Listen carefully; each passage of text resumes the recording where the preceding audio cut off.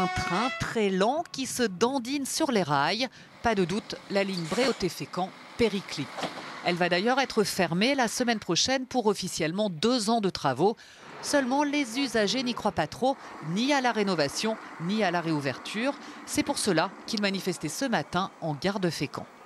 Je suis tributaire du train ou du trajet pour aller au travail tous les jours.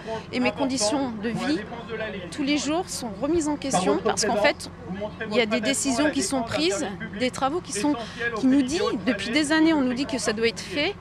Et en l'occurrence, il n'y a rien encore de décidé. Et depuis 2007, j'entendais toujours que les travaux devaient être décidés. Et à l'heure actuelle, il n'y a toujours rien.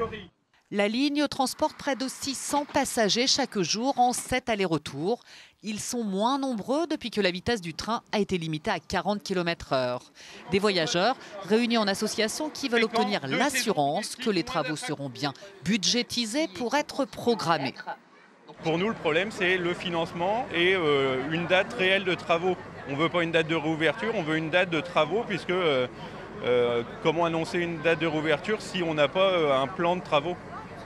Ce calendrier, RFF, Réseau Ferré de France, ne souhaite pas en parler. Quant à la facture, autour de 20 millions d'euros, ça se joue entre la région et l'État.